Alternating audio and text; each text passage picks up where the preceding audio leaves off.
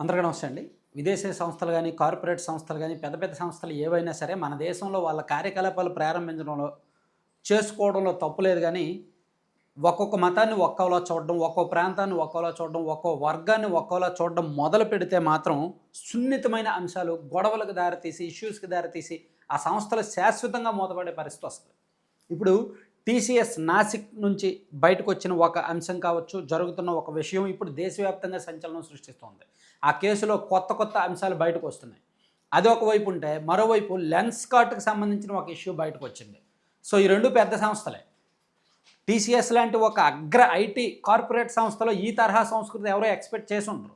So, ఇప్పుడు ఆ case వివరాలు మనం ఈ వీడియోలో చెప్దాం. అలాగే లెన్స్‌కార్ట్‌లో ఏం జరిగిందనేది కూడా చెప్తాను. ఈ రెండిటికి శాశ్వతంగా వీళ్ళ మీద ఎటువంటి చర్యలు తీసుకోవాలి, అలాగే వీళ్ళ మీద తీసుకునే చర్యలు భవిష్యత్తులో ఇతర కంపెనీలకు ఒక పాఠంగా మారాలి.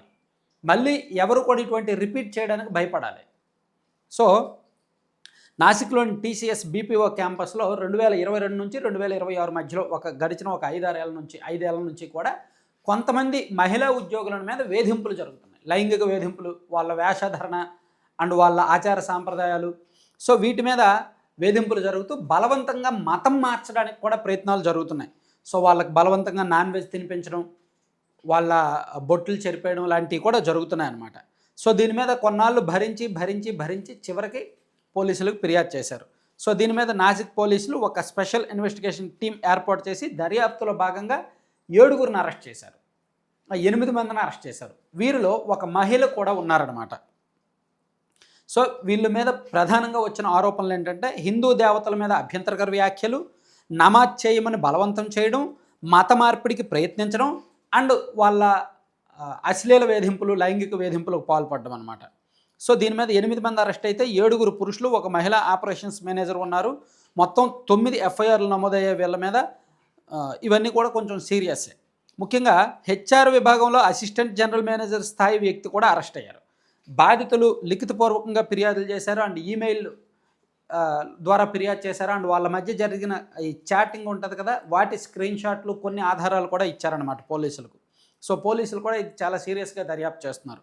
ముఖ్యంగా నిందితురాలు నిదా ఖాన్కు ఏప్రిల్ 20వ తేదీన నాసిక్ కోర్టు యాంటిసిపేటరీ బెయిల్ కూడా నిరాకరించింది. ఈ కేసును ప్రభుత్వం, కోర్టులు, పోలీసులు అందరూ సీరియస్గానే తీసుకున్నారు. నెక్స్ట్ ఏం జరుగుద్ది అనేది చూడాలి. సిట్ పూర్తి స్థాయి నివేదిక ఏమొస్తుందనేది చూడాలి. కానీ దర్యాప్తులో మాత్రం సంచలన విషయాలు బయటకు వస్తున్నాయి. వీళ్ళు ఎవరైతే ఫిర్యాదు చేశారో వాళ్ళు మరిన్ని విషయాలు చెప్తున్నారనమాట. కొత్తగా ఫిర్యాదుదారులు ఇంకా వెళ్తున్నారు. సో, వాళ్ళు ఎదుర్కొన్న వేధింపులు, వాళ్ళు ఎదుర్కొన్న లైంగికపరమైన వేధింపులు, ఎవరైతే హిందువులు వస్తారో వాళ్ళు చీర కట్టుకుంటే చీర తీసేయమని చెప్పడం, సో వేరే డ్రెస్ వేసుకోమని చెప్పడం అండ్ అలా ఇబ్బందులకు గురి చేశారంట. చాలా దారుణంగా ఉన్నాయి. వాటితో పాటు మరి లెన్స్‌కార్ట్‌లో ఏం జరిగిందంటే, ఏప్రిల్ 15వ తేదీన Lenskart staff uniform guidelines social మీడియాలో లీక్ అయ్యాయి. సో, అది ఎప్పటి నుంచో ఉంది నిజానికి. వాళ్ళు లెన్స్‌కార్ట్‌లో ఎప్పుడో ఇంటర్నల్‌గా గైడ్లైన్స్ ఇచ్చారు. అది ఒక 4 రోజుల కిందట సోషల్ మీడియాలో లీక్ అయింది. ఈ గైడ్లైన్స్ ప్రకారం హిజాబ్ ధరించడానికి అనుమతి ఉంది, కానీ బిందీ, తిలకం అండ్ కలావా ఇవి పెట్టుకోవడానికి అనుమతి లేదు. అంటే బిందీ పెట్టుకోవడానికి, తిలకం పెట్టుకోవడానికి అనుమతి లేదు. హిజాబ్ మాత్రం ధరించడానికి అనుమతి ఉందంట. సో, ఇవి నిషేధించారనమాట. దీంతో ఈ సోషల్ మీడియాలో ఇవన్నీ లీక్ అవ్వడంతో విపరీతంగా సోషల్ మీడియాలో లెన్స్‌కార్ట్‌కి వ్యతిరేకంగా పోస్టులు వచ్చాయి. సో, పూణేలోని Lenskart store manager Akash Phalke November 25 నుంచి ఈ వివక్ష మీద నిరసన తెలుపుతూనే ఉన్నారు. కానీ అది ఇప్పుడు వరకు బయటకు రాలే.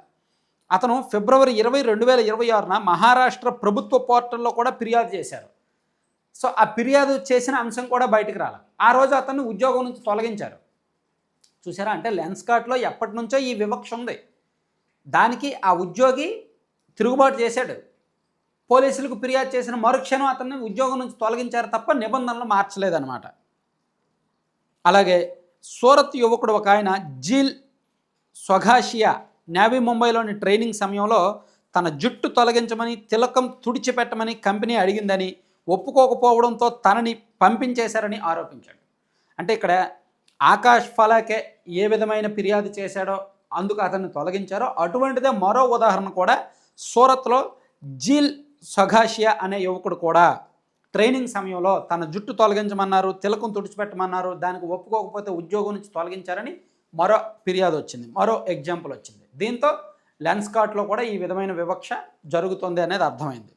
సో దాంతో దీని మీద లెన్స్కార్ట్ సీఈఓ పీయూష్ బన్సాల్ ఏప్రిల్ 15వ తేదీన ఒక నోట్ ఇచ్చారు. అదంతా కూడా పాతదే, ప్రస్తుత పాలసీ అట్లా లేదు, అది పాత పాలసీ, దాని మీద నేను మనస్ఫూర్తిగా క్షమాపణలు చెప్తున్నాను అని చెప్పినప్పటికీ ఎందుకు ఊరుకోవాలి?